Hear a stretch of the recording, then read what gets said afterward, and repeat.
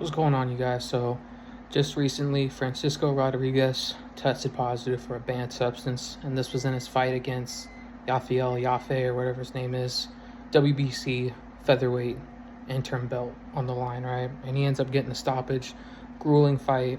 Went to the final round, and he stopped him. Now, I don't know when we're gonna, finally open up an investigation on Eddie Reynoso and his whole entire camp, because that's who Francisco Rodriguez is trained by. But this is the seventh fighter that Eddie Reynoso has trained that has tested positive. The second the past few months. You had Jaime Munguia, who teamed up with them, first fight with Eddie Reynoso and Team Canelo, and he tests positive in his rematch against Bruno Soros.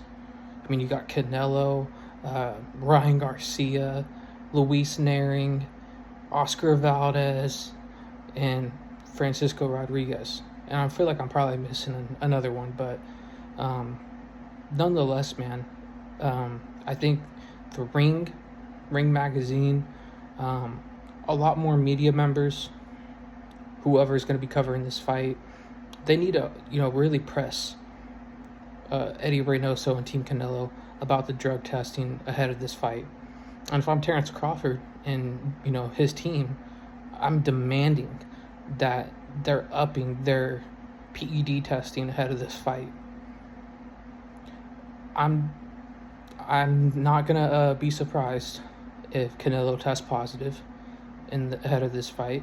I wouldn't be surprised if they hadn't done any testing in any of his fights since the Triple G rematch, and that's why he hasn't tested positive dirty in a long time. But the truth of the matter is, he is a cheater. He has tested positive, and he's part of, boxing biggest drug cheats in the sport. I don't think it's coincidence that any fighter that teams up with Eddie Reynoso tests positive for a banned substance. I don't think it's any coincidence that Canelo Alvarez tested positive. I don't think it's the meat. I don't think it's, dietary supplements and things like that. I think these guys are just straight juice heads. I think if you click up Eddie Reynoso and his team, not only you're getting a good trainer, potentially, but you're getting probably the best cycle to be prepared for any of your fights.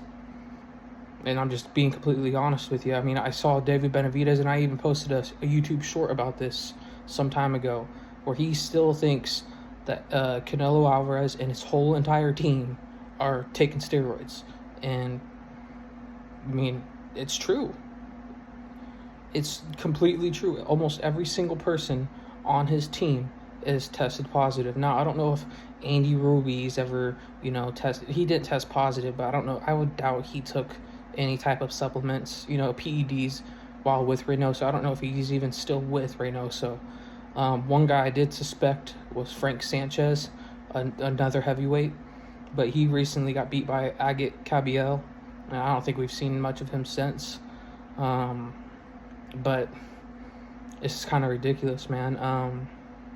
The boxing commissioners, the governing bodies, the sanctions, whoever, they need to do an investigation. Victor Conte needs to set something up to get their gym rated.